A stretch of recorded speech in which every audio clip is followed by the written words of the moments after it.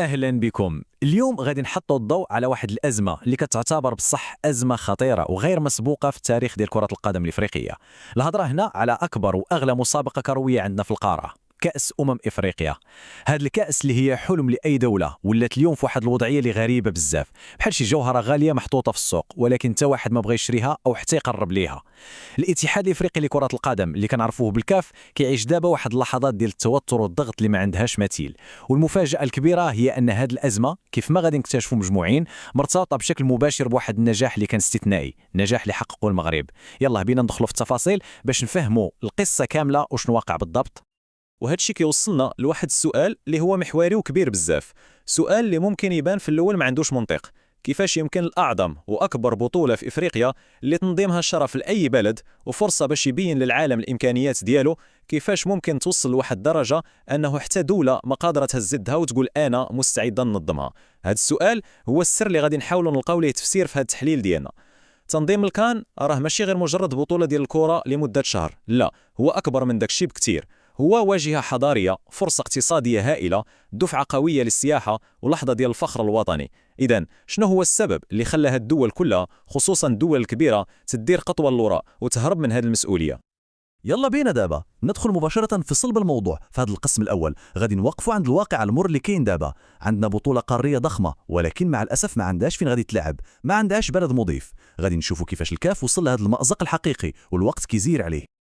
الكاف كان واضح تماما وحدد واحد التاريخ اللي هو حاسم، فاتح فبراير. هذا التاريخ كان هو آخر أجل، الديدلاين النهائي للدول اللي بغات ترشح باش ننظم كاس افريقيا ديال عام 2028. هذا النهار ماشي غير تاريخ عادي في الأجندة، لا، هو كان بمثابة ساعة ديال الحقيقة اللي غادي تكشف كل شيء. ومع كل نهار كان كيقرب من فاتح فبراير كلما الضغط كان كيتزاد بشكل رهيب على المسؤولين ديال الكاف، لأن الفشل في أنك تلقى غير بلد واحد مستعد للتنظيم كي تعتبر ضربة قاضية لسمعة البطولة واللي هي أغلى ما عند الكاف، وضربة لسمعة الاتحاد القاري ككل. ولكن اللي زاد من غرابة الموقف وخلى الأمور أكثر تعقيدا هو أنه بالرغم من أن الوقت كان دايز والديدلاين قرب، اللي كان كيسود في القارة كلها هو واحد السكات اللي غريب، صمت مطبق. الدول اللي معروفة بالإمكانيات ديالها، الدول اللي عندها تاريخ كروي كبير واللي أي واحد كان كيتوقع أنها تكون هي الأولى اللي تحط الملف ديالها، بحال جنوب إفريقيا، مصر، نيجيريا، السنغال وحتى الجزائر، حتى شي واحدة من هادو ما حطاتش ملف رسمي ولا حتى عبرت على النية ديالها باش ترشح. هاد السكوت الجماعي والمفاجئ هو اللي حول لنا المشكلة من مجرد تأخير إداري بسيط لأزمة حقيقية أو وجودية للكاف. وسط هذا الصمت الرهيب كانت كتدور شي هضرة خفيفة في الكواليس على مرشح واحد محتمل اللي هو إثيوبيا، ولكن هنا فين كتبان السيريالية ديال الوضعية كلها. حسب جميع الخبراء والتقارير التقنية، إثيوبيا في الوقت الحالي ما عندهاش حتى ملعب واحد فقط اللي مطابق للمعايير الدولية ديال الكاف والفيفا، يعني ما عندهاش تيران صالح حتى لتنظيم مباراة دولية عادية، فما بالك بتنظيم بطولة بحرم كأس إفريقيا اللي كيشارك فيها 24 منتخب وكتبغي على الأقل 6 ديال الملاعب بمواصفات عالمية وبنية تحتية كاملة من فنادق ومطارات وطرقات. هذه المعلومة بوحدها كتبين لنا العمق ديال الحفرة اللي طاح فيها الكاف. المرشح الوحيد اللي اسمه كيدور هو في الواقع غير قادر نهائيا على التنظيم. مزيان، دابا من بعد ما استوعبنا حجم المشكل وعرفنا أن الكاف في ورطة حقيقية، جاء الوقت باش نجاوبوا على السؤال الأهم. علاش وصلنا لهذه الحالة؟ شنو هو السبب اللي خلى الدول الإفريقية الكبيرة تخاف وتراجع للوراء لهذه الدرجة؟ هذا الشيء اللي غادي نكتشفوه بالتفصيل في القسم الثاني ديالنا اللي عطيناه عنوان السقف العالي للنجاح. الجواب اللي تقريبا جميع المحللين والمتابعين متفقين عليه، كاين في النجاح اللي ما عندوش مثيل، النجاح الباهر اللي حقه المغرب في النسخة الأخيرة. المغرب ما نظمش بطولة إفريقية عادية، لا، هو حط معايير جديدة كليا، معايير ديال كأس العالم ولكن على أرض إفريقيا. هذا الشيء اللي خلى كل شيء مصدوم. كنهضروا على ملاعب من الطراز العالمي بكل معنى الكلمة، من العشب ديال التيرانات اللي الخبراء قالوا عليه أنه من الأفضل في العالم، للمرافق الحديثة، للكاميرات، للتكنولوجيا. وكنهضروا على بنية تحتية متكاملة وقوية، من فنادق فخمة، مطارات دولية كتستقبل الملايين، وشبكة ديال الطرقات وطرق السيارة اللي كتضاهي داكشي اللي كاين في أوروبا. وفوق هذا الشيء كامل كان تنظيم اللي هو مبهر ومحكم من الناحية الأمنية، اللوجستيك، التنقل ديال الفرق والجماهير، وحتى للتجربة اللي عاشها المشجع اللي كانت فريدة. هذا النجاح الخرافي ديال المغرب خلق واحد الحاجز اللي هو نفسي عند باقي الدول. المحللين كيسميوه الخوف من السقوط في المقارنة. شنو كيعني هذا الشيء؟ كيعني أن أي بلد غادي يجي مورا المغرب وينظم الكان أوتوماتيكيا غادي يتحط تحت المجهر وغادي تسمى المقارنة ديال كل حاجة دارها صغيرة كانت أولى كبيرة مع التنظيم المغربي. أي غلط بسيط، أي نقص في شي حاجة اللي كان ممكن يدوز عادي في البطولات اللي فاتت غادي يبان اليوم بحال شي فضيحة تنظيمية. هاد الضغط النفسي الرهيب وهذا الخوف من أنك ما تكونش في المستوى وتتعرض لانتقادات من الصحافة والجماهير هو اللي خلى بزاف ديال الاتحادات الكروية تفضل أنها تبقى بعيدة وما تدخلش لهاد المنافسة اللي ولات صعيبة بزاف عليهم. إذن اللي وقع هو أن المغرب بداك النجاح الكبير ديالو طلع سقف التحدي لواحد المستوى اللي عالي بزاف، لدرجة أنه خلق واحد التحدي ديال الجولة العالية اللي أصبح من الصعب على أغلب الدول أنها تواكبه أو توصل ليه في وقت قصير. هذا الإنجاز الكبير اللي هو في الأصل مفخرة للكرة الإفريقية كاملة وكيبين أنها قادرة تنافس عالميا، تحول لواحد السلاح اللي عنده جوج ديال الوجوه، وبشكل غير مباشر كان هو السبب الرئيسي في هذه الأزمة ديال العزوف عن التنظيم. هنا أي واحد فينا كيتبع هذا الموضوع ممكن يطرح واحد السؤال اللي كيبان منطقي جدا. مزيان، إلا كان المغرب هو اللي خلق هذه المعايير العالية وإلا كانت عنده الإمكانيات كلها واجدة من ملاعب وبنية تحتية، علاش ما يتقدمش هو مرة أخرى وينقذ الموقف، خصوصا وأننا كنعرفوا أنه تاريخيا كان ديما هو المنقذ ديال الكاف في الأزمات اللي بحال هذه. هذا السؤال المهم بزاف هو المحور ديال القسم الثالث ديالنا. باش نفهموا مزيان الموقف الجديد ديال المغرب ضروري نديروا واحد المقارنة بسيطة بين الماضي والحاضر.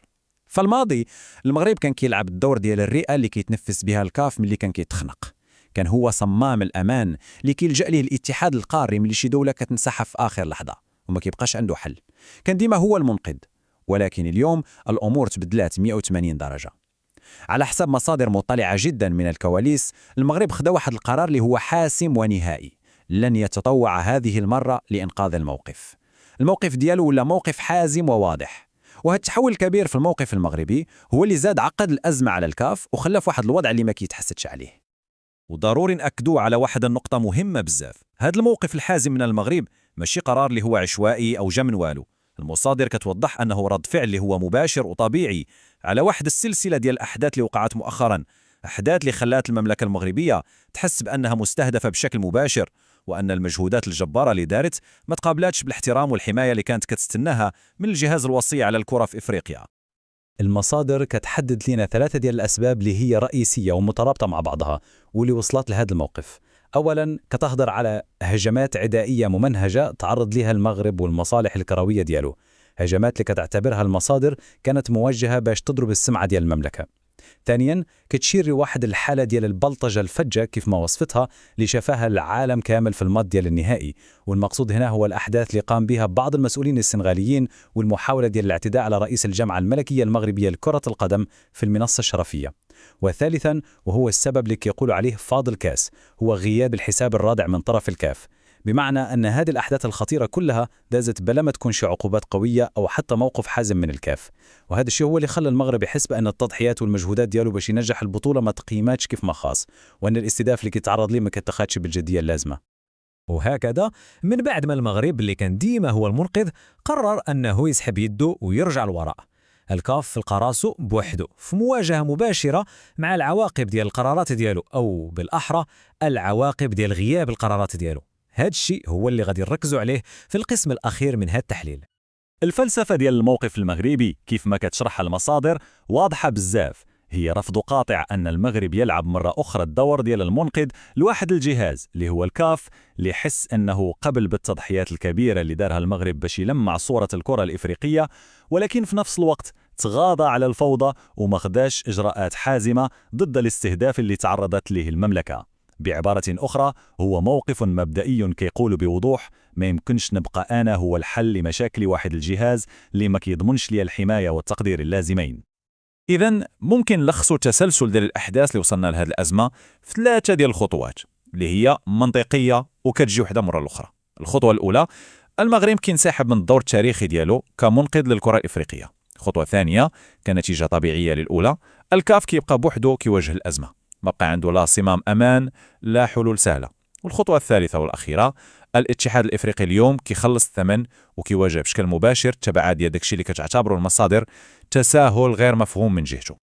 وهكذا المشهد اللي كنشوفوه اليوم هو أن الكاف كيعيش حالة ديال التخبط والارتباك وكيدير محاولات اللي ممكن نوصفوها باليائسة في الكواليس بعيد عن الأضواء باش يلقى أي بلد كيف ما كان اللي يقبل بهذه المهمة الصعبة قبل ما يفوت الأوان. هو سباق حقيقي ضد الساعة باش يتفادى واحد الفضيحة تنظيمية اللي غادي تكون مدوية، فضيحة اللي ممكن تبقى لاصقة في السمعة ديال الكرة الإفريقية لسنوات طويلة. في الأخير هاد الأزمة كاملة كتخلينا نطرحوا واحد السؤال اللي هو أكبر وأعمق من مجرد تنظيم بطولة ديال 2028. واش هاد الأزمة كتحط مستقبل الحكامة وطريقة التسيير ديال كرة القدم في إفريقيا كلها على المحك؟ واش هي مجرد عرض لواحد المرض اللي هو أعمق، مرض كيتعلق بالطريقة اللي كيتسير بها الشأن الكروي في القارة ديالنا؟ سؤال كبير كيبقى مفتوح، والأيام والشهور الجاية هي بوحدها اللي غادي تعطينا الجواب. شكرا على المتابعة ديالكم.